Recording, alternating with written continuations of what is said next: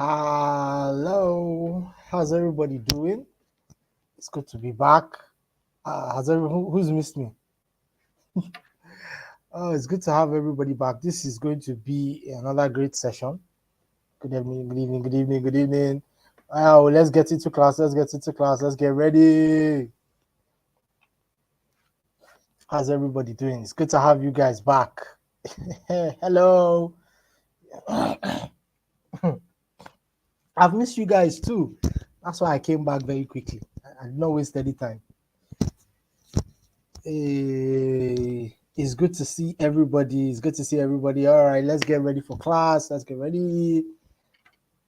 I miss you guys too. It's good to see you all. It's good to see you all. So how's everybody's week been? I hope everybody has been enjoying their day, enjoying their week. We're about to get straight into class. I just want to make sure that everybody can see what is going on. Can everybody hear me?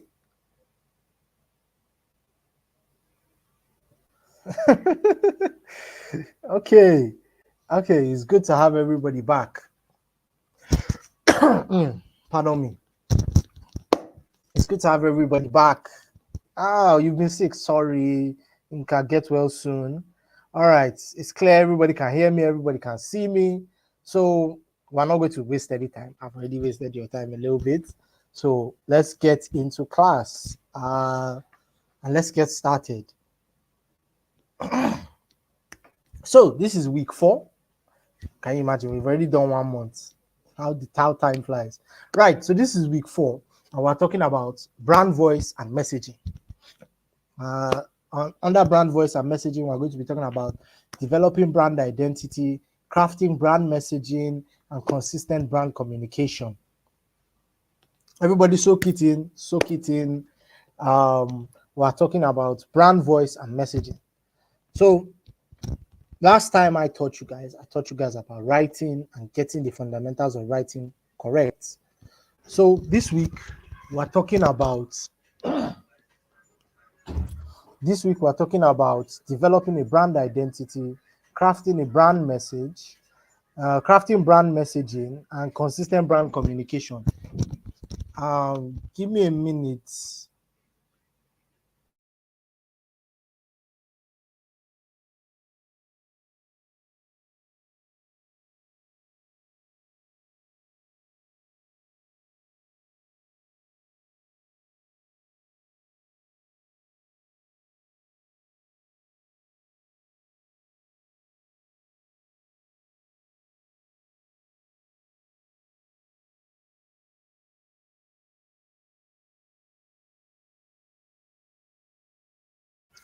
Sorry for the momentary break in communication. It was a simple network issue. I'm back. Yes. Okay. So like I was saying, we're talking about brand voice and messaging, developing brand identity, crafting a brand message, and consistent brand communication. All of that is what we're going to cover this week. And we're starting with the topic of the day, brand voice and messaging. So in today's lesson, you're going to learn what is a brand voice, why a brand voice is important, and then crafting a brand voice. So all of this we're talking about today is the voice of your brand. How is your brand supposed to sound? Now, if you're going to take anything out of this class, I hope that you learn how to craft your own personal brand, because no matter where you go as an individual, whatever you're doing, everything is marketing. Everything you do is a marketing class, or everything you do is about selling yourself. And the best way to sell yourself is through marketing and branding. So out of everything I expect you to learn today, I expect you guys to learn, at least out of this week's course, I expect you guys to learn what a brand is, how a brand is supposed to sound, because you guys are going to learn how to craft brand voices. You might go into a company now and you have to learn the brand voice so that you can keep the same messaging, you can keep on brand. So it's a very important part of being a creator, writer. It's very important. So let's get straight into it. We're talking about brand voice and brand voice and messaging. In today's lesson, we'll look at the fundamentals of brand voicing and messaging. Now, consider a few of your favorite brands and why they're your favorites. The product or service probably has much to do with it, but that's not the only part of the story. A brand's voice or personality is a major factor in consumer loyalty. Think about the overall vibe of your favorite brand. Is it friendly, authoritative, funny? That's brand voice at work. How you interact with brands, especially with the age of social media, how we all interact with our favorite brands has become almost put on a microscope, under a microscope. Everything is so selective. Every brand now has to be very particular about how they want to sound online. Back then, when there wasn't social media wasn't as prevalent, the brand voice wasn't as important, because think of brand voice as the personality of the brand. It's not the product now. Think of it as your brand voice. You should think of it as the person wearing or using the product. So think of brand voice like a person, right? How would this person sound? What would this person do? How would their reactions be? Because of social media, brands now have an identity. They have a way they talk, they have a way they sound, they have a way they look, everything about it, because they want to be particular about it, because they can interact with so many people that providing a human edge to their brand is real. Am I making sense? Is anybody getting what I'm saying? Because if you don't understand, then there's no point to this thing. This class now is not about the fundamentals, not about practice sessions. It's about what you can understand. If you can understand how to map out a brand's voice, how you want it to sound, what is this brand, who are we selling to? If you can understand it, then you'll be able to get it and go anywhere. Because I want you guys to look at this thing deeply. Like, anytime I'm talking to you guys, I am talking to creatives. You guys are creatives. When I was planning for this class, I said I was going to tell you guys one of the most important things. As a writer, you guys are most likely the most important part of the creative process. You have the experience to fit into any space. Whether you are working in marketing, whether you are working in film, TV, whether you're working on YouTube, whether you're working in HR, wherever you are, as a writer, you are the creative hub, because your abilities stretch more than anyone else.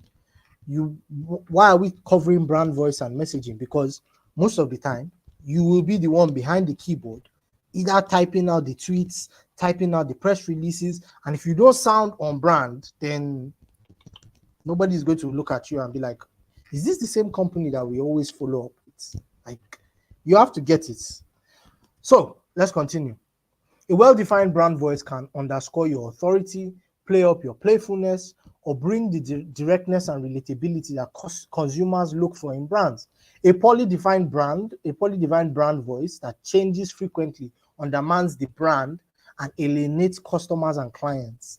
I've told you guys now that a brand is like a person. It's a living, breathing thing. And if it is inconsistent in its messaging, if it flip-flops between, oh, I am a social justice warrior today to a misogynistic whatever tomorrow, nobody will follow it. A brand voice has to be consistent. It has to be unique. So let's talk about how to start your brand from scratch by looking at the elements from a brand's voice. Then I'll give you guys some examples to inspire you to look at brands differently. Now, what is a brand voice? Your brand voice is the personality your brand takes on in all of its communications. See, all of you guys that are going to be future communications directors at different companies all over the world, or communication direction for your own brand, you have to understand that your brand voice is the personality or persona your brand takes on in all of its communication. Your voice serves as a guide for what you say and how you say it. Your voice should be unique to your company and reflect company values. With these distinctions, you can stand out from the noise.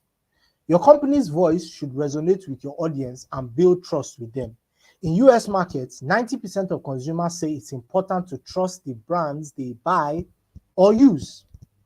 Your brand voice shows your customers what to expect from your company's content, services, and even customer service. Brand voice. It's the personality your brand takes on. It has to be unique. It has to reflect company values. Customers, the biggest consumer market in the world, the USA, 90% of their customers say that they only buy brands they trust. And how do you build trust? It is with a strong brand voice. Think of your favorite brands. When we started this class, I told you guys to think of your favorite brand. Think of your favorite brands, especially the ones you interact with on social media, whether it's Spotify, Fenty, Apple. Their marketing campaigns, they are very strict about how they portray themselves online. Forget about TV now. TV is on the back burner now. Think about social media. The voice you see on Twitter, your brands you see on Twitter, the brands you see on Instagram, there's a consistency to them. There might be changes to match the way the social media of choice. Remember, I taught you guys how to write on different platforms. So there will be changes to the voice and the brand on different social media, but they'll still be largely concentrated around the same thing. Am I making sense? Are you guys following? I need to make sure everybody is following so that we can get this straight once, right? Now, why is brand voice important? Brand voice is a little bit like a brand ambassador. You make certain assumptions about an unfamiliar brand. Okay, that's good. Brand voice is a little bit like a brand ambassador. You make certain assumptions about an unfamiliar brand. If it's ambassador, are clad in pink cowboy hats or black three-piece suits, and you know immediately whether you're the target audience. Just to quickly simplify what they mean. If the brand ambassador is covered head to toe in pink cowboy hats or a black three-piece suit, you can know who the audience is. Brand voice is usually defined by 4 or so adjectives that immediately convey whether you're a pink cowboy hat, kind of brand, bubbly, playful, youthful, irreverent, or a black three-piece suit. That's somber, formal, authoritative, exclusive. Let's do a thought experiment here. If you understand what I mean now, let me go through this explanation here. A brand's voice is usually defined by 4 or so adjectives that immediately convey whether it is a pink cowboy hat or a black three-piece suit. And what does that mean? A pink cowboy hat is bubbly, playful, youthful, irreverent. Black three-piece suit is somber, formal, authoritative, and exclusive, right? So from these two ideas, give me an example of a brand that you know is bubbly, playful, youthful, and then you give me an example of a brand that is somber, authoritative, and exclusive. We don't have a lot of time, so first 10 people that put up their answers, then we move on. Playful, youthful, irreverent, bubbly. What brand comes to mind when you're talking about a playful brand? And I don't want to give away the answer because, yeah, Barbie is a good answer. Barbie is a good answer, especially from the Barbie movie. That Barbie movie was a very, very good example of bubbly, playful, irreverent, don't really care. Chowdeck. Where does Chowdeck fall under Bob? Okay. Yeah, with their partnership with Chicken Republic. Duolingo, playful, yes. Youthful, yes. I have somebody give me three-piece suits. Which brand reminds you of a black three-piece suit? Formal. authoritative, simple, exclusive. Come on.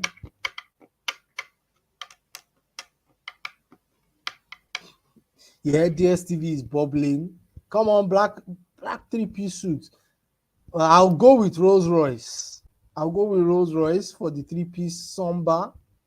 Of course, a lot of brands will fall in between. Nike falls somewhere in between playful and authoritative when it wants to be. As a brand, you go over a wide variety of people, and you have a lot of, how will I put this? How will I explain this? As a brand, especially when you get to become really big, you'll be able to separate yourself into different versions because you'll be selling for different people for different markets. So the female side of Nike will be geared towards getting women into sports. So it will be open, it will be inviting, it will be bold, because it wants women to know that there's a space for them in sports. Then that's a good answer. Airtel is bubbly. A lot from their adverts, yeah. Then for Nike, advertising to athletes, the men, it would be formal, not formal. It would be authoritative. It would be exclusive. You have to be able to separate yourself for different markets when you're speaking to different audiences, but you still generally stay around the same thing. Do you get? All right, let's move on. Every bit of copy that your brand produces, whether it's an About Us page on your website or the game on the back of a cereal box, should include your brand's distinctive voice. Put some thought into these fourish adjectives. Well, we'll show you now. I'll show you how. Now, because your brand voice has to translate across multiple platforms and potentially even across countries and cultures, it's an important internal function. 2, a well-defined brand voice establishes a cohesive set of guidelines for your writers, marketers, and content creators, and even graphic designers. I'll read it again. It's an important internal function too, because a well-defined brand voice establishes a cohesive set of guidelines for writers, marketers, content creators, and graphic designers. There has to be a kind of framework. Your brand voice is the framework. Everybody has to stay within those lines. Remember when they were teaching you how to color in nursery school? They tell you color within the lines. Some of us, the eccentric ones of us, will still color outside the lines, to draw whatever we feel like.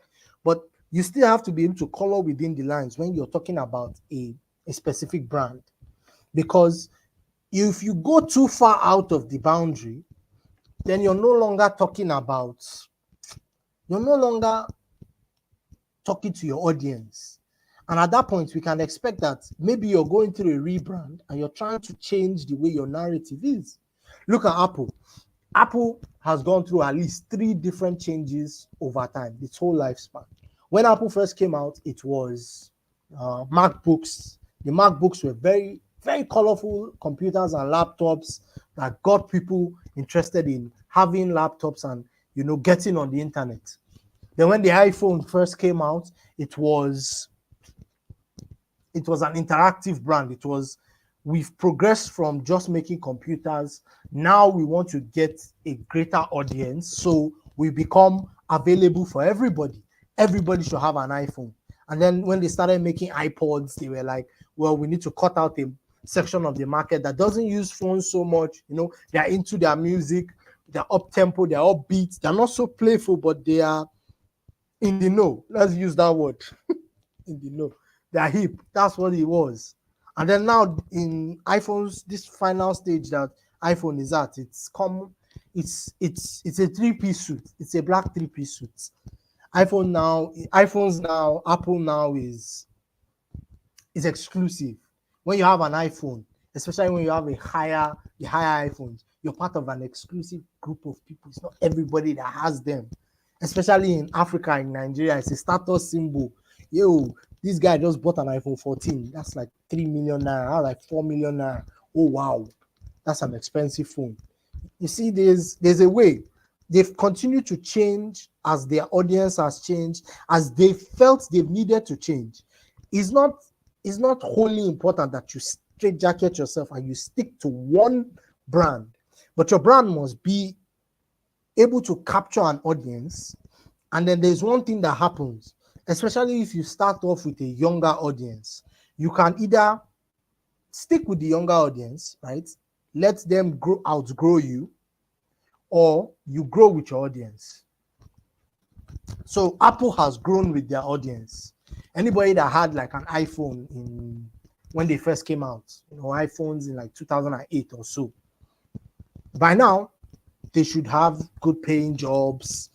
They should be, at the top, close to the top of their game. They should be executives. They should be getting to somewhere in their life. They should have families. They should be in control of things. So they've grown with their audience. They've separated themselves and they've segmented themselves in different ways. But by the time they got to 2018, 2017, 2018, there was a realization that we can't just still be the same brand. So over time, a brand's voice is supposed to change. And we'll look at some very good examples. I have one that when I sat down and wrote down, I was like, yes, I know that you guys will really identify with this one. Let's continue. A well-defined is the key here. You can throw a bunch of adjectives and hope something sticks. You can throw a bunch of adjectives at the wall and hope something sticks.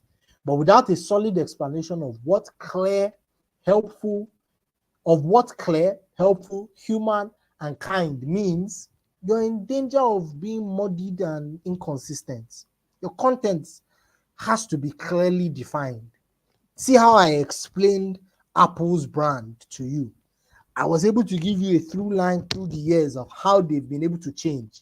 You won't be able to identify that Apple has changed in their branding if there wasn't a concrete brand to identify with. Now, the clever and cute should never be at the expense of the clear. It also gives multiple examples of what clear, helpful, human, and kind actually look like in your copy. A godsend for contractors and new hires. Clarity. Once you've nailed down your brand's voice, you find it easier to speak directly to your audience. Once you've nailed down your brand voice, you will know what your audience is. If you have a brand voice, you will know what your audience is. You'll be able to attract new audience. You'll be able to attract new customers, users, and express your brand's distinctiveness. No two brands are usually the same. Take Omale and Victoni. Both of them sing in similar ways. They have both similar patterns. I even heard a rumor that Omale changed up his whole album when Victoni dropped his own because he was like, this guy has copied my pattern so much.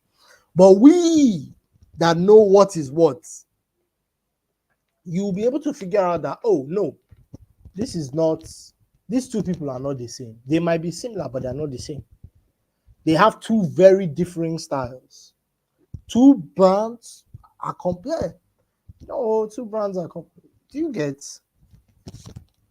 You have to be able to see both sides and say, this brand differs from this brand because of this and this. X, Y, Z. Do you get? Once you've nailed down your brand's voice, you'll find it easier to speak directly to your audience, attract new customers or users, and express your brand's distinctiveness. Everybody knows that Victoni has more of a high-pitched sound. He's more of a Gen Z type, He wants to express his feelings, bring love. Omale is sad boy music, He's trying to get you all in your feelings, constantly looking retrospectively. So I couldn't really see where the two brands were clashing. Do you get? I hope everybody's following. Now we're talking about how to create a brand voice. Now, bringing your customers into the conversation so they feel connected to your brand. That's how you create a brand voice. If a potential customer feels like they're talking directly to you, then you're doing the right thing. You have the right brand voice. I'll start with your company. Number one to creating a brand voice. Start with your company's mission.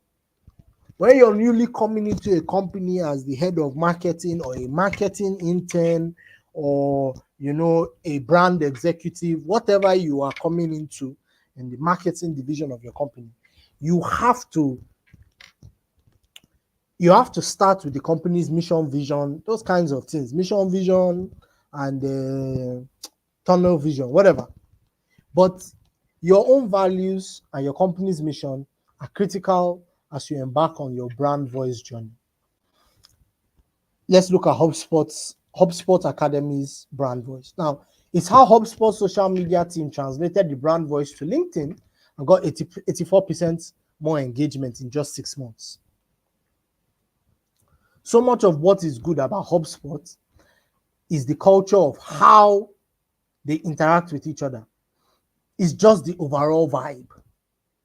And there was a huge opportunity to take that into the social space. HubSpot's brand voice is clear, helpful, human, and kind. Now, one of the team members of HubSpot says that the social media team used that as its foundation, human and authentic. Think of one of your favorite brands. What comes to mind when I say human or authentic and authentic? Something deeply African, true to itself. That's the most important part. When you're able to identify your brand voice, you know what you're talking about.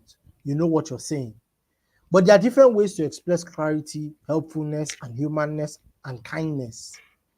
Where our official product descriptions might require a little more gravitas, our Instagram account can translate the HubSpot culture into vibes. When you look at the Innovation Hub, for example, when they are posting on social media, there's not a playfulness to it, but there's a catch your attention. Hey, this is something big. You have to be a part of it. It's different from vibes. When you come to, there's this director, what's his name? I've forgotten his name. He's a famous video director. He's so vibrant on social media. He's so active on social media. Look at this person, Coty. Coty has a YouTube page. And her YouTube page is where she does her serious work. But she catches crews on social media. She'll go on Twitter and just do some of the most random shit in the world. TG Omori, yes. TG Omori is a clown. But that's his brand. But when it comes to work, you won't find anybody that works harder than TG. And that's it. He's one of the few directors out there that are very actually influential on social media. He does random shit, just like Coty. They'll do random shit on social media. They'll tweet random shit, but that's their brand. It's playful. They don't really care. When it comes to work, when it comes to their craft, they are very serious. But they can't be serious everywhere. Do you get it? There's a dichotomy there. It's vibes. So on social media, you have to be able to identify how you want your brand to be. Maybe you want your brand to be, maybe you want your brand to be outside, it's serious. And maybe you want your brand outside to be playful, enjoyable. Then you give a dichotomy where you're very serious on Twitter, where you don't take nonsense on Twitter. I've seen it like Skittles. Skittles can be their Twitter page is very weird. It's very weird. It's a candy. But why is it always fighting with everybody? It's always to get attention, So, choosing your buyer persona as an inspiration for your brand voice. That's the next question. That's the next one. Your buyer persona should answer a few vital questions. Who are we going to reach? What do they need from your brand? What can your brand offer them that no one else can? Audience research can help you to identify other types of content that are reliably appealing to your audience. Tools like Google Analytics or even a simple survey of your audience can help you determine or confirm other sites confirm other sites that your readers frequent. In this day and age, it's important that you do your research. Remember how I said, as a writer, your second name is researcher. You have to be able to do your research and identify other types of content that are reliably appealing to your audience. Like I've just given you tools like Google Analytics or even a simple survey. Simple survey is as simple as putting out a few questions online. ABC, 1, 2, 3. Do you guys like this? Do you guys like this? Do you guys want this? What are we doing? These are very important. Now, Ryan Shattuck, a digital media strategist who managed Dictionary.com. Is it Dictionary.com? Dictionary.com's social media for 4 years said, knowing your audience is obvious, but I will take it a step further. Respect your audience. Don't treat your audience like babies. They're not babies. Remember what I said. Your audience are like primary 5 students. Very short attention span, but they know a lot. You meet the average primary 5 child nowadays, they know so much, they even know a lot of things more than you, but their attention span is very short. So sometimes you have to respect your audience. You have to agree that, okay, these guys are not babies. They know a couple of things, right? They know a couple of things. So when you're able to respect your audience and know what they want and cater to their needs, you'll be able to keep your audience. I hope I'm making sense. If I'm not making sense, please let me know so that I can close class and be going home. Well, I'm already home, but I can close my laptop and go and sleep. 3, look at your best performing content. If you've already been publishing content for a few months or even years, take a look at your top performing pieces to find out what's resonating with your audience. How would you describe your brand voice in that content?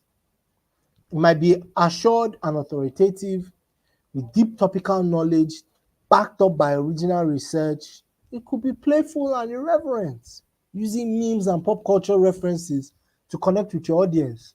Post content, post en masse, then stop abruptly and look at what was working and look at what was not working and follow what was working. Remember how I told you guys to change, to disrupt an industry, you first must copy that industry. Copy it.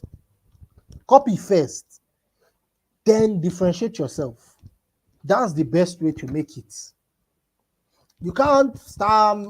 It's only a select few people that truly, branch out and do crazy things online and make it. Nowadays, half of the people online are just copying each other because the algorithm will propagate what is already trending. That's the truth. The way social media now has been set up, it will push what is already trending. And what trends is from trendsetters.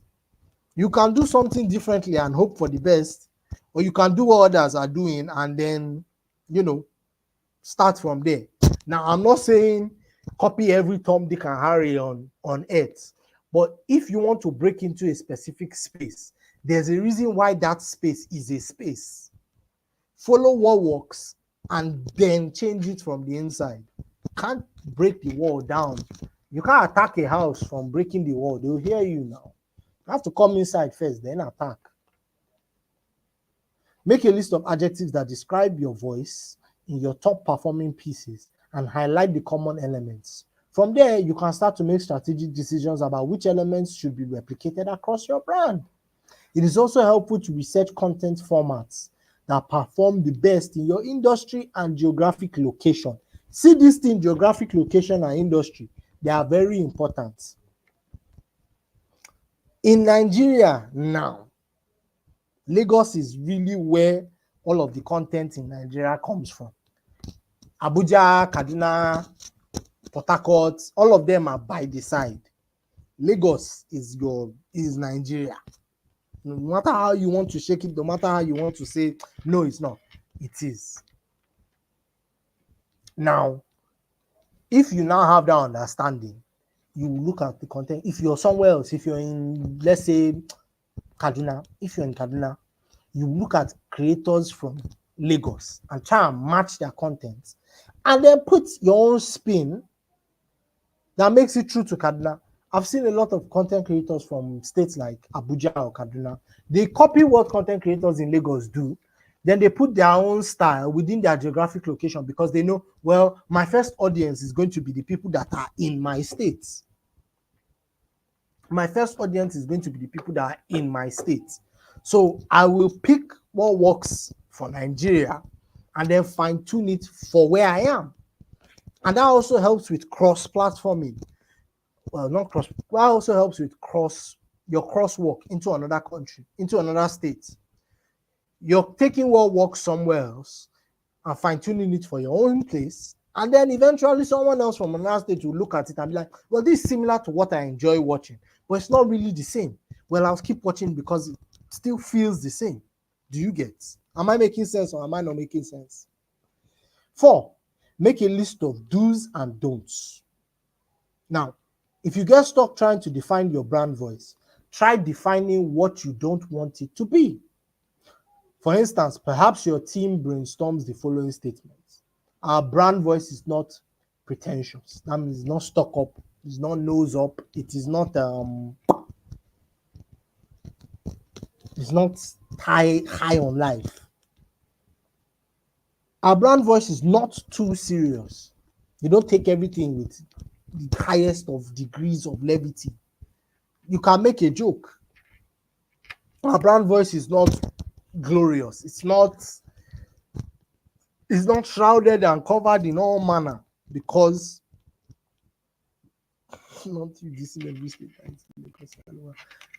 your brand voice is not unfriendly. All of those things, the do's and don'ts, you have to first as a team or even by yourself. I've done wild brainstorming sessions, only me. You look like a mad person, but it makes sense when you're done. But you can do brainstorming sessions. What don't I want to be? I don't want to be on social media. Let's use for example. I'm funny, but I don't want to make a fool of myself. There are people on social media. The only way they can be funny is by making a fool of themselves. And that's how they make their brand. That's how they make their money. Someone like Gilmore now, his brand voice, when he's doing skits, he doesn't want to make a fool of himself. He would rather make a fool of the situation around him or make a fool of people that are around him. So if he takes on a character of maybe a Yahoo boy now, he'll take it to the extreme so that you can see it and identify it and you can laugh at it because it's funny. He's not making a fool of himself now. He's making jest of other people, other types of people. And sometimes he will look foolish at times. But I have to say, to be a comedian, you have to be an idiot and a fool. It's a natural thing there. But you're not making a fool of yourself. You want to operate in the tech space. You can't now be making a lot of jokes. People that are in the tech space are serious people. People that are in the tech space are... There's space for fun and jokes in the tech space, but the jokes are different. Different strokes for different folks. You have to be able to understand that so that when you say, okay, this is the niche I want to operate in, you don't then look out of place. You don't then look out of place. Once you've taken a look at these statements, you can begin forming the antithesis. Big grammar. Just, you can begin forming the idea, the framework. Leave me, sometimes I like to express myself in funny ways. For example, the above list might yield a brand voice that's down to earth, funny, informal, and humble. Simple. See? Nerds are not always serious. Half of the time they are clowns, but nobody just sees it. Okay, finally, create a communications document so that all of your content is aligned. Once you've created your brand voice, you want to ensure your entire company can use that voice in all marketing materials. If your company only uses internal writers, consider creating a training course for new staff so that they can learn how to write for your brand. If you work with external guest contributors, you want to make public-facing guidelines to ensure that your writing captures the appropriate audience. Don't just, you can't do all of this work. You can't do number 1, number 2, number 3, number 4. Do's and don'ts. You can't do identifying your audience. You can't do all of that. And then come and then just not put it down somewhere. You can't do all of the work, identifying your brand voice, looking for your do's and don'ts, shifting and figuring out your audience, respecting your audience, putting all of those things together, and then not putting it down somewhere. That's a lot of work. If you don't put it down somewhere, you have to keep repeating yourself. Eventually, you might forget. Eventually, you get tired. So you put it in a document. A communications document doesn't just have to be written. It can be pictures. There can be pictures. There can be videos. There can be write-ups. There can be jokes. You're like, oh, this is the kind of jokes we tell. And you give a whole lot of them. And then you say, okay, what works, what doesn't work, those kinds of things. You must aggregate everything, aggregate them into a specific section and say to yourself, oh, all of these things we've thought about, we have to write it down somewhere so that anybody that is coming to take over from the next person will be able to keep this brand voice and brand identity the same. This is most likely the most important part. Whether you are creating your own brand, putting your brand together, hell, even if you are creating your own brand, you have to put all of these things in written down formats somewhere, so that when you're now passing this brand to someone else to manage, because eventually as a creator, you might figure out that your attention between controlling the brand, controlling the social media, and you creating is causing havoc for you. So eventually you might drop it for somebody. And it's not enough for the person to just keep watching you, and be like, no, I'll study this guy and I'll just be able to get the brand voice right. No. Sometimes you're going to have to allow the person to be able to digest information about you that not everybody knows. So they can know the reason why you do some things. I can make an example of, I can say I know why this person does this thing because I've watched them enough. But sometimes that's not true. Most of the time, that's not true. The reason why some people do some things, you may assume, but in the end, you look into it and you'll be like, okay, if this person didn't tell me this is why they're doing this thing, I would have just came up with my own thing and have not made any sense. Do you get me? So you have to be able to look at things carefully and say, okay, where does this fit? Where does this not fit? Are we on the same page? I hope everybody is understanding me. And by judging with the time, we've got about 5 minutes more before we go on a break. I think we have one more slide. Okay, yeah. So we're done with the first half of this topic. I can see you guys have gotten a hang of it. We've gone through the first half of this discussion. We've talked about developing your brand identity. I spoke on developing a brand identity, its importance, what are useful. We've given use cases, we've given good examples. We have a bit more next, so I'll let everybody, focus on the most important parts of what we've covered. We can go back and quickly discuss what we've covered before we move on to the next one, before we go on a break by 8 o'clock. So we've talked about how to create a brand voice. We've started with, start with your company's mission, vision, optician, all of that. When you know what the company's mission is, you'll be able to identify the kind of voice they will need. If you are fighting for women's rights, you can't come and be giving us a meek voice. You can't be on social media and be talking quietly. You're fighting for the rights of an under underappreciated set of people. You have to be bold, you have to be loud, you have to be colorful. You have to be colorful because when you're fighting, sometimes you have to shake shake the person you're fighting and confuse them. So much of the company culture has to come down to the mission and vision. Why are we here? What are we doing in this business? That's the mission. So when you're able to identify what they are doing, if you want to teach people a different language like Duolingo, you have to be able to identify, oh, the mission is to teach. But we know that most people don't like the way they were taught before when they were going to school. So we can't teach them the way they were taught before.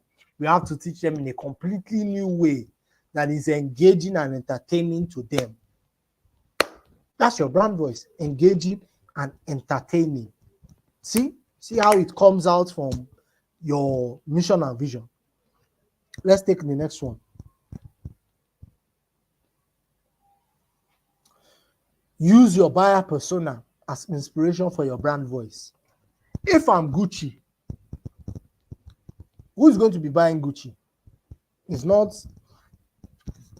oh, it's not going to be the small boys and girls. Gucci is high class. And that statement there, high class. My brand is going to be pretentious. My brand is going to be a snob. It's not everybody that is supposed to wear original Gucci. A Birkin bag costs what? A Birkin bag costs like what? $15,000-$20,000. That's not for everybody. And Birkin is not going to want to make their bags for anybody. If everybody could get a Birkin, then what's the point? Hermes are the same. You can't say, you can't be Skechers and then be doing high class. The day Skechers makes $1,000 shoe, that's the day the business has closed. Except they are doing a rebrand. And if they're going to do a rebrand, they most likely have to change their name from Skechers, because Skechers does not sound high class in any way. It sounds like the everyday shoe. It sounds like the everyday sketching. Nothing too serious. Definitely not for 9 to 5. Okay, oh. Skechers is for 9 to 5. Gucci is not. Is a lie. Oh. There are some people that do 9 to 5 and are chopping 10 mil a month. Those people can buy Gucci comfortably. But it's not for everybody. That's definitely what it is. That's definitely what it is. There are brands for everybody. Like I said, the Skechers. Skechers are for everybody. Nike, they want as many sales as possible. But by the time you start getting into the higher brands, you know your brand voice. Your brand voice is confident, it's slow, it doesn't rush. Skechers will do an advert in 1 minute, in 2 minutes, and bam, that's it. Gucci can do a 10 minutes, can do a 5-minute advert, a 10-minute advert. Gucci did a whole commercial with The Simpsons, and they paid for the whole episode. Do you see? All right, well, I'm going to go on a break very soon. Well, actually, we've had a good discussion. We're about to go on a break, 8 o'clock. Everybody remember to take attendance. Remember, you're supposed to take attendance by 8.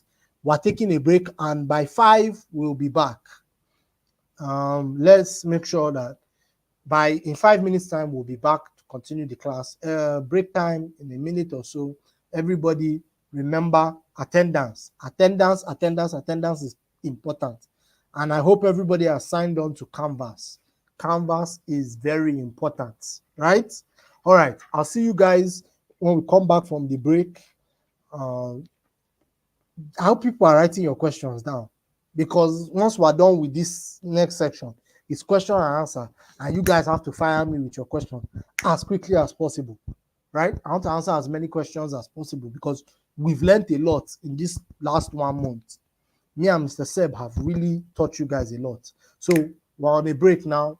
I'll see you guys when we come back.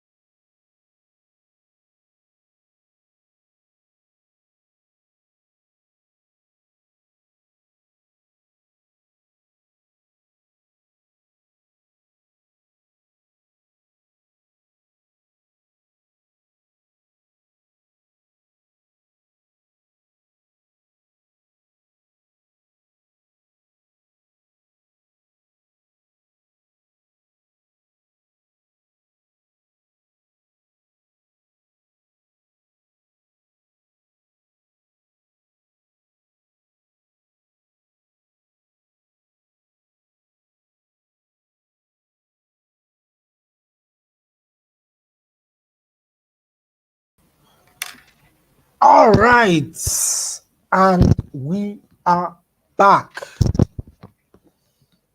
It's good to be back. I hope everybody has had a quick break because we don't have time. We don't have time. No time to waste time. Let's get straight into it. Let's just get straight into it, shouldn't we? Are we back? Are we back? I hope everybody has come back from their break. Oh. I hope everybody has taken attendance.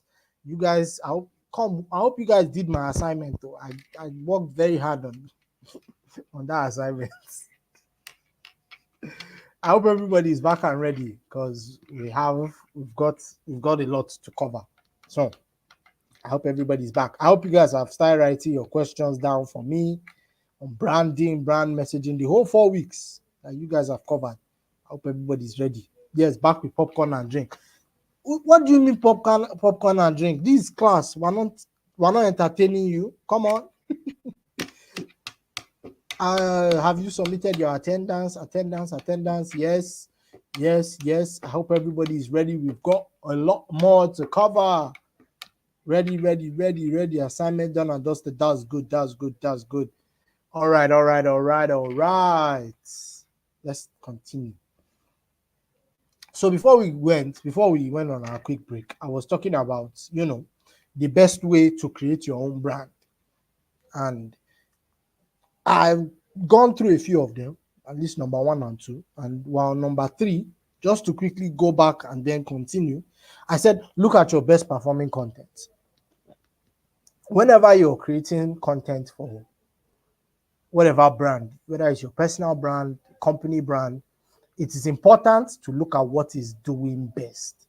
What are the audience engaging with? That's why whenever you're starting out, it's good to do a bunch of things, Have the thing you like, do that, and hope that people like it.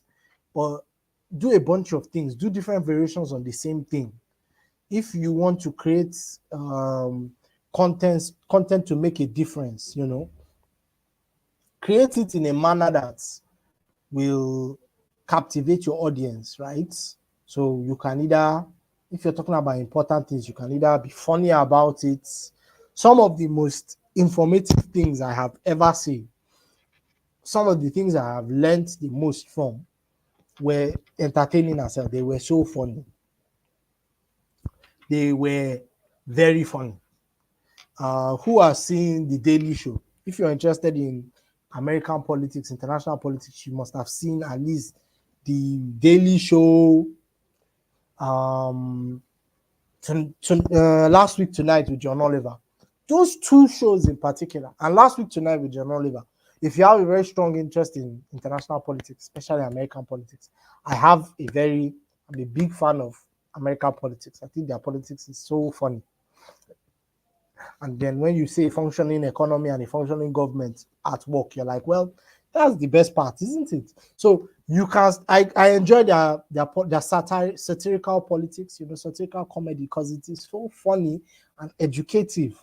So you can go that route. You can either be very funny about it and make sure that you engage your audience because they are laughing, they are still laughing and learning, or you can be serious. There's another YouTube channel that I started following like 2 weeks ago. I've forgotten the title, but they also talk about American politics, but they come at it from the Black perspective and they are very serious. There's no jokes. They don't tell any jokes. They're very serious about it.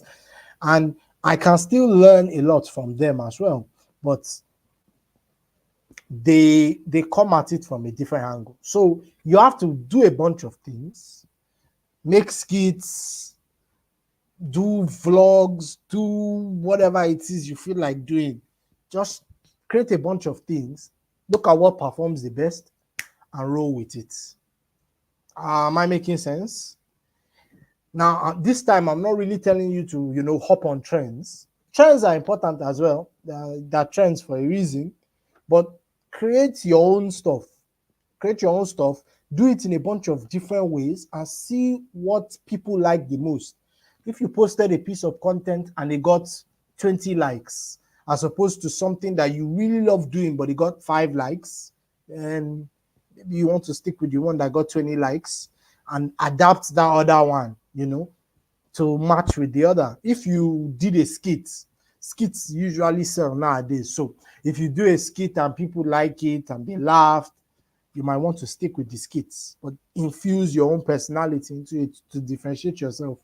Let's use Lai Wasabi as an example.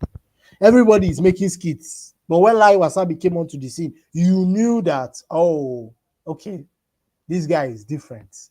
This guy is really different. But Lai Wasabi did a whole bunch of things as well before he came on to be the lawyer that we all know him to be now. He did a bunch of random things on social media looking for what would work. And the moment that lawyer, putting his own personal spin on things and saying, oh, I'm a lawyer, I'm going to do this, it worked. Same with Aproko Doctor. He's a doctor. He put his own personal spin on things. He did a bunch of random things too. I'm sure, I can't say for certain, but I'm sure Aproko Doctor might have done some skits as well. But it wasn't him, and it didn't really work. So this is where you can see the difference between going on trends and what works for you and what your audience likes the most. Do you get the do's and don'ts? We've explained this part. This one, I can't explain it more than the way I did. So let's talk about the next topic, right? Brand voice examples. We're going to go into a few examples of brand voices that are really good and we should pay attention to. Duolingo. I know somebody brought up Duolingo as some of our beginning examples, or when we talked about bubbly, fun. So let's talk about Duolingo. The feathery embodiment of Duolingo's brand voice. Duo is expressive, playful, embracing, and worldly. Remember, it's a pink cowboy hat. That's according to Duolingo's brand guide, which also notes that Duo is both persistent and slightly awkward. By persistent, anybody that has used Duolingo will know that bird can disturb the shit out of you when you've not done, pardon my French, but it can disturb you so much when you've not taken a class that day. And it is intentional. It will mess with you. It will do it in an awkward way. It's the way they want the brand to be. Duolingo's defined brand voice includes a brand personality brand personality section that describes who Duolingo would be as a celebrity. It's Trevor Noah. Anybody that has seen Trevor Noah, I brought up the Daily Show for a reason. It's disturbing you now, Seth. Yes, you see. If I've talked about Trevor Noah at least once or twice. If I have not, if you were not listening, I'm talking about Trevor Noah now. He's a very funny guy, but he's also very awkward, and it shows. It's that statement, Duo misses you. That's that awkwardness. It's not really trying to force you now. It's like, hey, I miss you. Come back and learn. If it was a vehicle, it would be a Vespa. That's a very odd choice. And then if it was a song, it would be Queen's Don't Stop Me Now.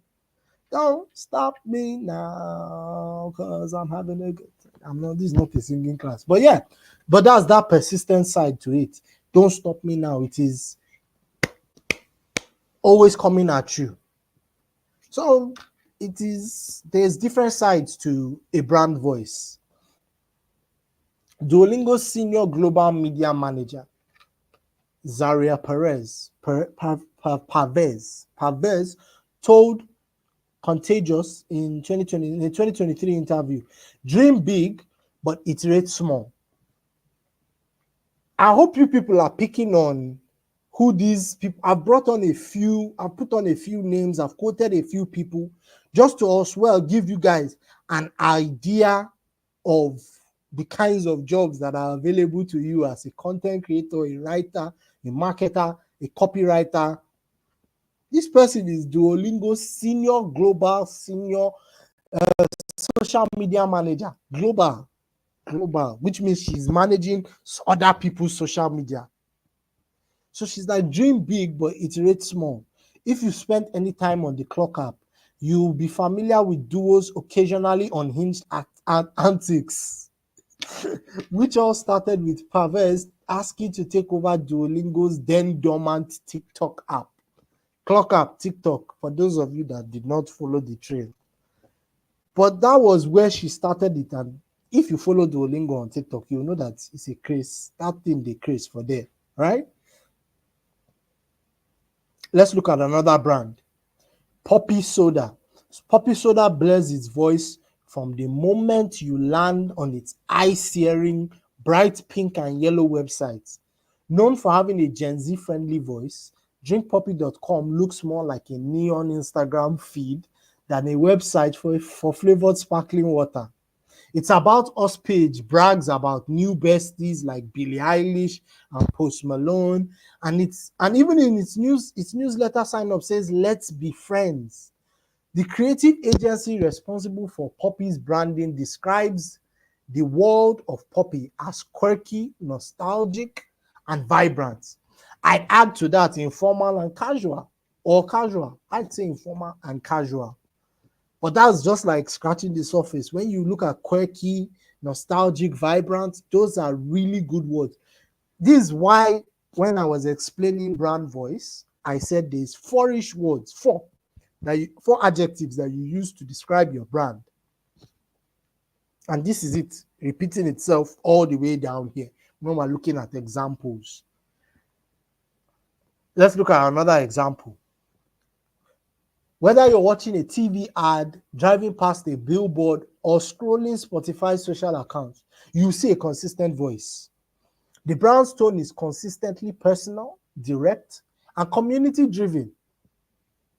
That's why their ads now include content creators talking about their journeys with Spotify, who are seen, if you scroll through Instagram for all of 10 to 20 minutes, which should be the limit anyway, should be the limit of how long you scroll on social media. Anyway, that's a topic for another day.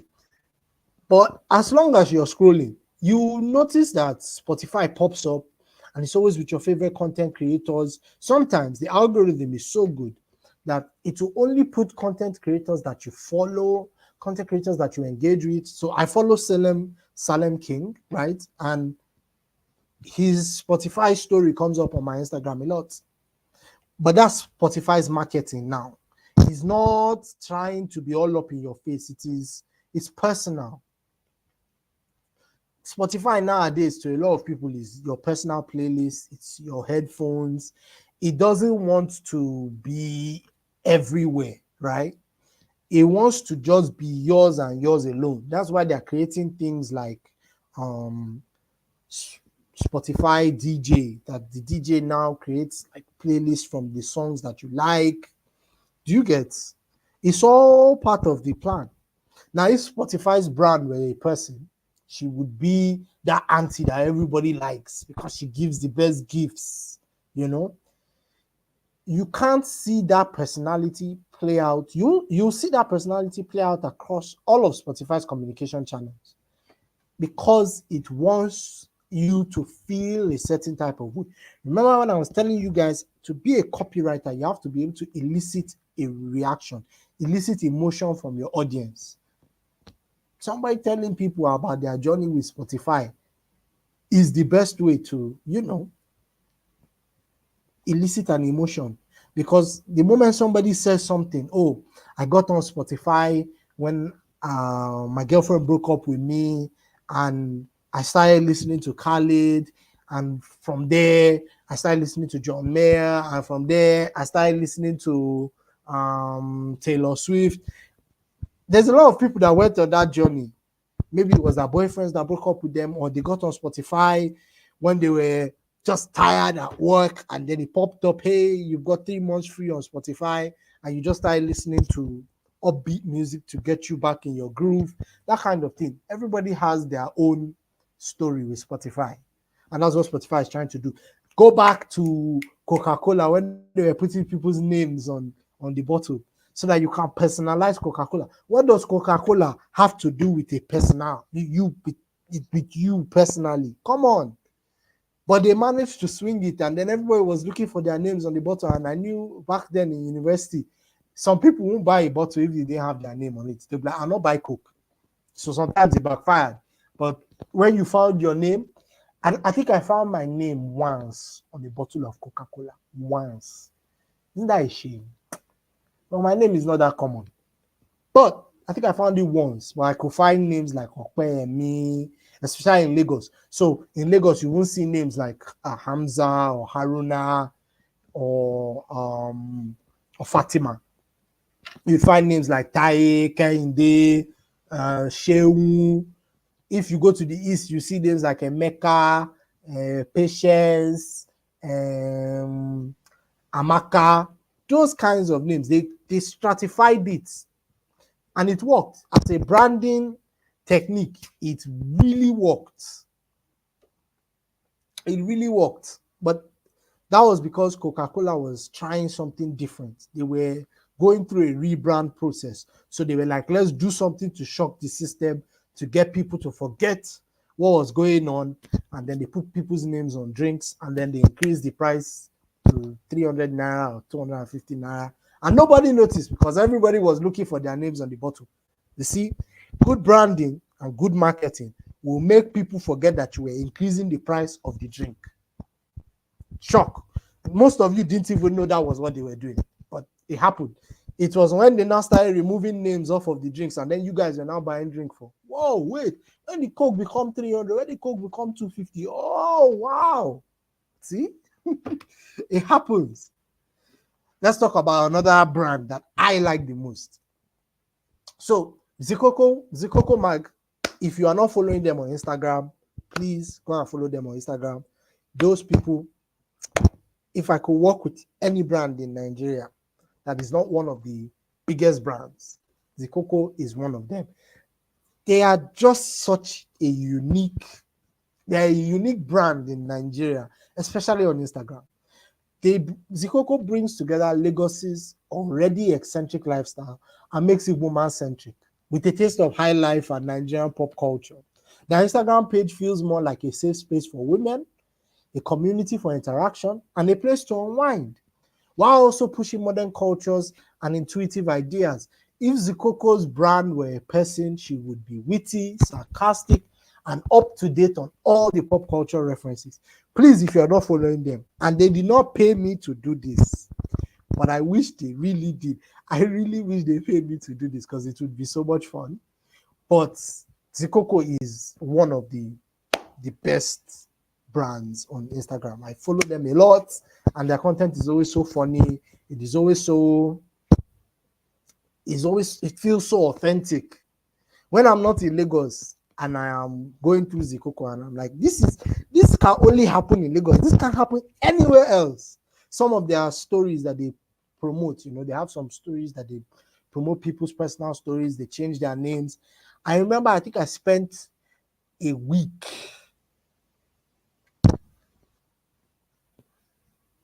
The class is right. Okay. I see somebody is going to have to repeat this question. Peace. We'll come back to that. But Zikoko, really great. I enjoyed those stories. I remember a week. I think it was a week. No, I think it was a day. There was a day I kind of got lost just going through their reading, just going through their stories. Like I opened it and I just forgot that I had work to do. I just kept on scrolling through because the stories are so interesting. And that's why I like Zikoko. Let's leave Zikoko. I can talk about them for hours. Let's move to the next brand. Title 9. Title 9 is a woman-owned and women-focused athletic wear company. The 9 combines a friendly all shocks vibe with a triumphant fist pump. Freelance copywriter. You guys should go and follow this woman. Robin Gunn writes on our website that T9 brought her into write copy that reinforces the brand's badass, ballsy DNA that differentiates it from softer competitors in the category. They were making athletic gear for women and they were like, nah, we're not going to be supportive and friendly. No, we want to make you feel like you can climb Mount Kilimanjaro and jump off the Eiffel Tower and skydive into the moon. That was it. And that was what she came on to do. You guys should follow her on Instagram. Google her, Robin Gunn. She really does post like exciting copy, and her portfolio is really, if you want to get a really good idea of what, writing copy for women looks like, give her a follow. Check her pages. Title 9's Who Are We page encapsulates this perfectly. It is written in clear and simple language that underscores the brand's love of the outdoors and its enduring support for women. Let's look at the next one. Oh, I thought I wrote more. Well, I've still managed to meet my time. Okay. So it's time for questions. I wouldn't lie. I thought I had more, but apparently this was what it was giving me. Sometimes I forget. Okay, let's get into it. Let's talk questions, question and answer. I'm here for the next 30 minutes to get all of your questions. Put them into the comment section and I'll go through them with you guys, and then we'll call it a night. Because I've had a very long day, to be honest. They also hosted a yeah, they did. Okay, drop your questions now. Let's talk about this. Thank you so much, guys. We've had a wonderful day. Let's go into the questions. I'm happy you enjoyed today's class. I thought it was still going to go on for a few minutes, but that was where I decided to stop, and I've met my time. We even skipped my time a little bit. Seems the night is too short. Please give us more common examples of brand voice. All right.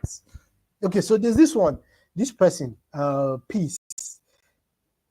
I'm going to give you something that speaks with my own brand voice. I gave it a little bit when I was talking about Zikoko. This was all me. I was just gushing about them like a small boy. But yeah, this was a bit me. I'm going to give something. I did a piece. I never released it. I might bring it here on my next class. I'm not sure. Kind of still balancing a few things. But I wrote a piece on the way Victor Osimhen was treated at Napoli. And it's funny because that will fit now because he's no longer at the club. For those of you that are not following, just follow my true line. On social media, they treated him so poorly. They abused him racially. And he still managed to stick with the club. But I was like, that's where you don't know your own brand voice. Because how would you insult your best assets and just let it slide like that? Me, I knew that was his last day at the club. I just didn't know when he was going to leave. When you're able to know your own brand voice, you'll be able to identify with a set of people. A very good brand voice is, and I'm sticking with football a little bit. Okay, I'm sticking with football. I'll continue the questions. I'm sticking with football a little bit, but I'm an Arsenal fan, right? And the way Arsenal have been able to craft their brand around London, the cultural diversity of the area they find themselves in, Croydon, it is so entrenched in their DNA that whenever they put out an advert now, you always see them putting up London iconography. It's to show that they are a London club. And if you want to associate with them, you have to be a part of that London lifestyle. Do you get me? So let's look at this. Somebody said, is it wise for a writer to do skits, vlog, or video content? Do all three of them and find the one that you like. I said 10 examples. I know. By the time I got through to writing all of the 10, I was like, I'm not sure that my time will meet up with it. So another example of a brand that has a very distinct voice. Apple is one of those brands that has a very distinct voice. Also, for 10, there were some that I looked at and I was like, these are obvious ones. Like Apple now. Apple is very distinct with their marketing and their content online. They don't post a whole lot. When there's a new phone coming out, it's not really Apple that talks about their stuff anymore. They just have content creators on lock that will say everything good about iPhones, whether they are good or not. That's a very good brand voice. There's also this person on YouTube. If you watch tech videos a lot on YouTube, you must have come across MKBHD. He's a very clear inspiration for Fisayo Fisodo. He's a very clear inspiration, but Fisayo just tried to Nigerian it up. But MKBHD is calm, is collected. Anytime he talks about a product, he never rushes. He's never into the excitement. He wants to tell a story. He's a very good storyteller, even though he doesn't make movies. But whenever you're watching him describe a product, review a product, there's a very clear identity there. He doesn't make a whole lot of jokes, but he's very witty. He talks in a very specifically slow manner to try and make sure that everybody follows along. And that's just his personality. He can get a bit upbeat for something, but he's never too excited about anything, but he's never too low. So that's his own brand identity, and it's consistent throughout. If I were supposed to, just use a word for his identity, a phrase for his own identity, to be take your time. He takes his time with everything he does. And when you take your time with things, you put in a lot of effort and patience into it. Next. Who is next question? How do I get my audience persona? Use do's and don'ts. How do you get your audience persona? And Mr. Sebastian covered this in buyer persona. You can first start with coming up with a random character that will interact with your product. But first, you must have a product. So to have an audience persona or a buyer persona, you must first have a product. Whether it is a thing, a skit, a video, something, you must have something that you are selling. And then you now start asking yourself questions. Okay, so who is going to buy this? Let's take a very good example. Let's use a pair of shoes. These shoes are mainly geared towards men, right? So it's men that are going to buy it. But men are general, right? How much did we use to create this product? Well, we didn't use a lot of money to produce it. So it's not going to cost a lot to buy. So we don't need men in their 50s to 70s, 50 to 60s to buy it, because they'll go for comfort over style most of the time, and they want to spend their money on it. So that's not really our audience. Okay, what else is about the products? The product can last very long.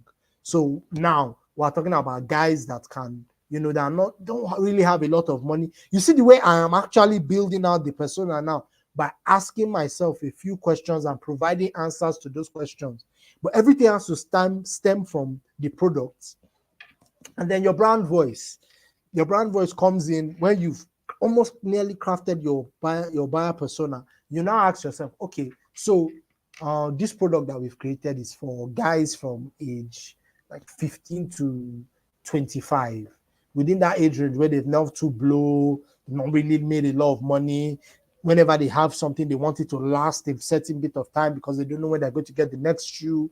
Okay, it has to be stylish because, whenever they wear it, they want people to see them, that kind of thing. Your brand voice will now dictate the type of guy. If your brand voice is urban, it's geared towards, let's use urban now, it's geared towards not high fashion, but street style.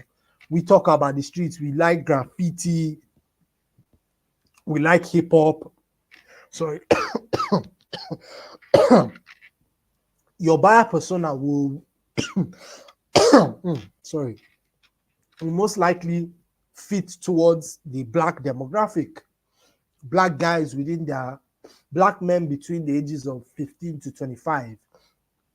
The buyer persona I just brought up is Jordans anyway. For those of you that were wondering, that's what Jordan had classified their brand around. It's not too, it hold up a lot. People can play basketball with it. It's not too expensive to produce. So a lot of people can buy it, but we're not marketing to guys in their 50s. We're marketing to guys in their 15 to 25, even up to 30. See? Next question. Next question. Your teachings are unique and always understanding. Thank you very much, Nafisat. Thank you, Elizabeth. We have questions now. Oh. Now is the time. Ask all the questions you want. Please, are we to follow all of these? Follow all of them, or follow as many as you like. Please follow them, especially Zikoko Man. There's a reason I left this thing on Zikoko Man, because I really want you guys to follow them. They're a really good brand. My question is, okay, we've gone through this. What sort of brand voice would you advise a faceless health channel? First and foremost, you need to change that. I can't imagine that you've gone through this class and you're still saying a faceless health brand. Put a face to it. Put a name to it. Put a person as your brand ambassador. Make sure that whatever you're feeding the public, your brand voice has to have a personality. We've gone through this, so you can't have a faceless health brand. Go and change it. If it's your own brand and you're going to remove that faceless now, put your own face on it. You be the face of the brand. Make sure that your lifestyle is. Aproko Doctor did not put somebody else. He put himself at the forefront. Put yourself there and remove that faceless. I don't like that statement, faceless. No. If you can't find anybody to be the face of your brand, you be the face of your brand. If you are health for wealth, you better start making a lot of money and putting people that, oh, I live a healthy lifestyle and I make all this money. Do it like that. For like, if it's a fitness lifestyle now, put yourself at the forefront of that fitness lifestyle. You do the exercise, you do the work, you make sure that people are following you because you want them to see your health growth. Yeah, are we getting it? You can't be a faceless brand in this life. Nobody will buy anything from you. They'll be like, who is that? I don't know that name. It doesn't work like that anymore. Can somebody quickly send all of the people he asks us to follow? Just see, follow Zikoko Mag and don't follow anybody else. I'm being okay, no. Follow Spotify, Duolingo. If we're talking about people, follow Koti, follow TG Omori. Those people, they create on social media. So that's the by the wayside. Please, hope is safe. It's a safe. Wait, hope it is safe legally when your brand voice or representation looks very much like another brand that's already in existence. Hello, have you heard of Techno, Samsung? Marry the two of them. They were for a long time just doing the same thing Samsung did. Can a writer have a tagline? Yeah, I still have a tagline for one of my blogs. I'm not sure. What's the tagline again, Seth? It's just like a short sentence that people know you for. It's like a catchphrase. Yeah, I have a tagline now. Do you. As a writer, your brand voice is majorly on what you write. If I'm hold on, see, you people sometimes type things quickly. Since writing doesn't have a product. Now this question is based on writing articles. It's a lie. Writing has a product. Oh.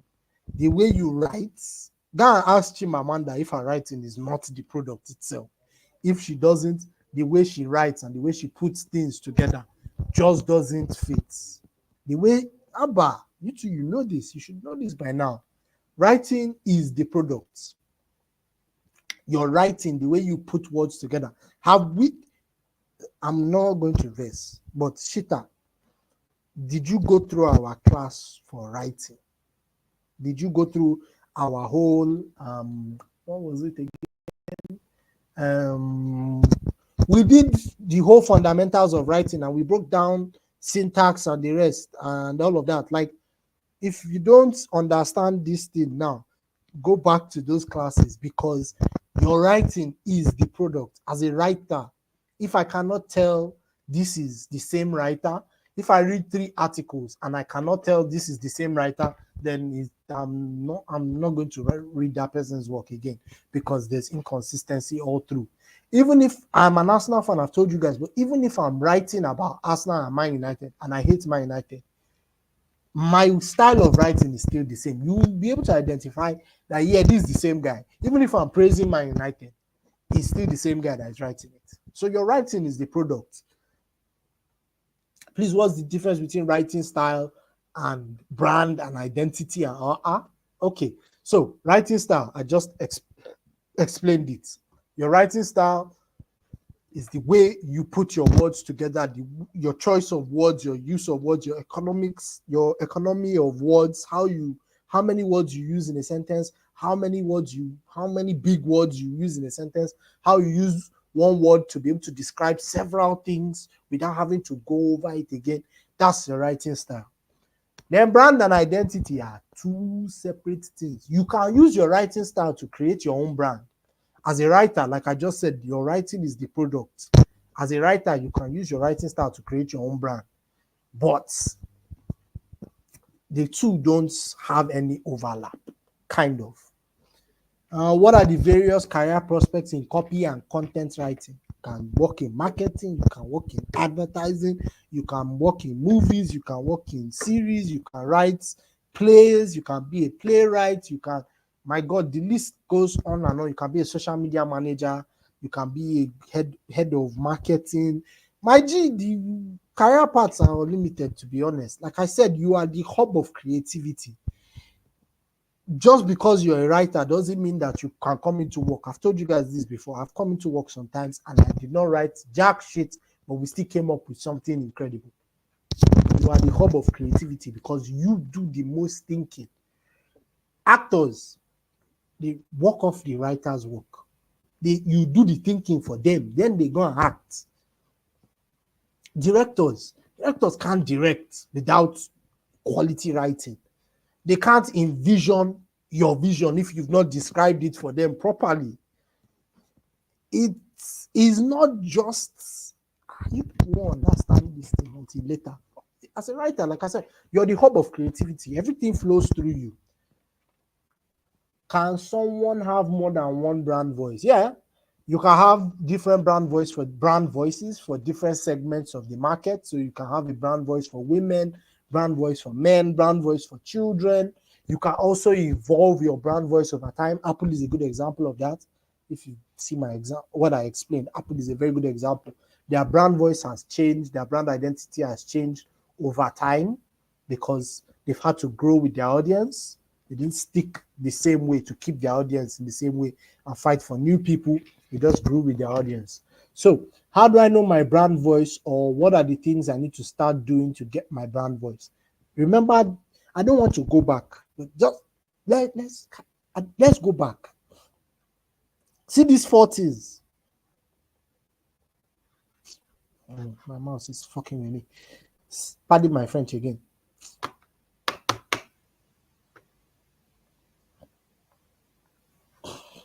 This thing is not serious. What is going on? Okay, let's start from the top. How do you know your brand voice, and what are the things you need to start doing to get your brand voice? Start with the company mission. Whatever product you're doing, why are you selling it? The next thing, figure out your buyer persona to be the inspiration for your brand voice. What type of guys, what type of girls are going to buy these products? Look at for your best performing content. Make a whole lot of shit around your product, around your brand buying persona, and then see what sticks. See, just go back and study what we've talked about. You will know how your brand voice, how to develop your brand voice and create, because that's what we've been talking about. The examples are also there to show you what you are doing.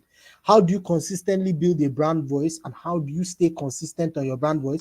Like, have a brand voice document. Like, it's number 5. It's really that simple. It's number 5. Create a communications document so that everybody can know how you're. That's how you stay consistent. And then remember to talk about the four adjectives that describe your brand. If it's a pink cowboy hat, it's going to be playful, it's going to be irreverent, it's going to be funny, it's going to be witty. Those 4. What is your brand?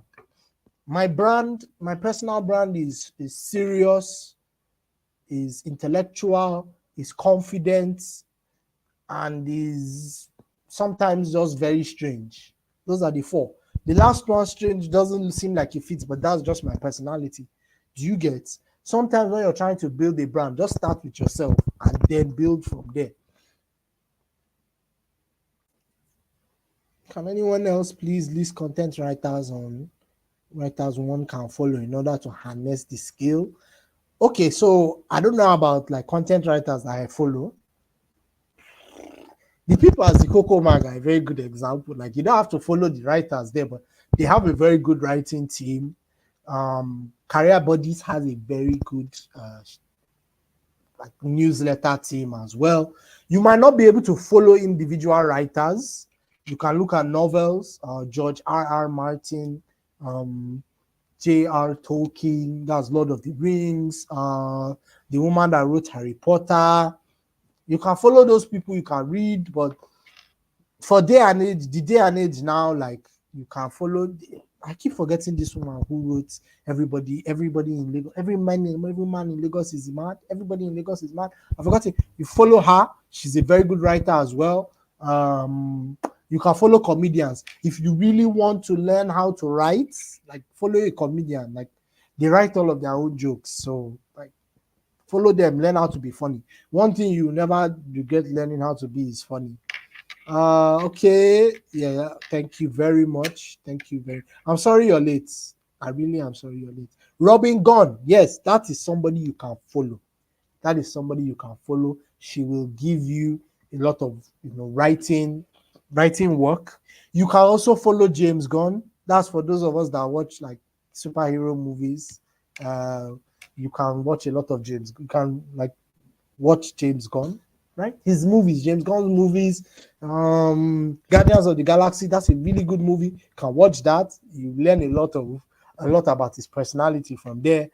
Eve Lawson, are we related? Because we got the same last name. I don't know anyway. Yeah. My question: how do I get my? So I hope everybody is like still dropping questions. Because what is the best social media to use first to publicize a brand? Instagram is the best place to publicize your brand. Unlike TikTok, it will not like eat your content up and spit it out, like, and it doesn't always want you to just make like friendly content. Like TikTok wants specific type of content. On Instagram there's a more broader spectrum. There's a lot of different people on TikTok. Half of the time, like my younger siblings on TikTok, they just swipe quickly. They don't even pay attention to the content. At least on Instagram, like you're not tapping to go to the next one or swiping to go to the next one. It doesn't completely cover your screen. You can scroll through, you can see what's coming up next. That's the best place to get like to launch a brand. Start on Instagram, then make your way to TikTok. Focus on TikTok, but if TikTok isn't working for you, it's not your fault. TikTok is a weird place. If you're not following exactly to the trends, TikTok is a hard place to blow. But Instagram, TikTok still, then maybe go to X. But X is a different beast entirely. Most people joke that X is where content comes from X and filters onto all the other social media platforms. That's true. Thank you. Okay. Which best social media to create your brand voice? Facebook is also a good place, but me, I don't use Facebook, so I wouldn't know. Instagram is useful. Instagram is very useful. I think wow, seeing some messages. Question and answer session never sync up. I don't know why. We're almost done anyway. I want to go into storytelling, content creation. Can you recommend how I can do about image, video generations, and AI voiceovers? Wow, you are going into a very, very big world. How can I put this? Storytelling content. Yeah, I have not used a lot of AI content for voiceovers or video generation. The technology is still developing, so it could take some time to get there. But I can't even answer this question. I won't lie. But develop yourself as a writer first. Keep writing novels, keep writing scripts to put together, and start with, stock images. The best thing you can do, if you find that AI is not working for you, you can do your own voiceover work. Start with a narrative and use stock images that look like what you're talking about. You grow your following on whatever platform you go to, especially YouTube. YouTube is a very strange place. The things that sell on YouTube just make you laugh. It's a health promotion brand. Yes, Wendy, put a face to that health promotion brand. Sir, please, those of us that don't have an Instagram account or a Twitter account, what are you doing? Marvelous, what are you going to go and create a social media account? Please interact with the rest of us out here and follow me. Follow me on my social media platforms as well. This brand voice, is it for all social media platforms? Of course, you can tailor your brand voice. It should still kind of be the same. It should kind of sound the same, but depending on what social media platform you're on, you can mess with it just so that it fits with the algorithm. Do you get? So if you're funny already, funny content will sell on Instagram, sell on TikTok.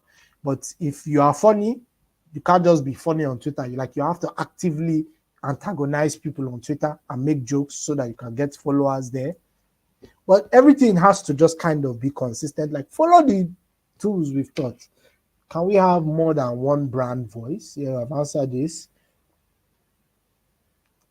Has a name. Not just a name. Go and put a face to it. Wendy, we're coming back to this. Go and put a face to your brand.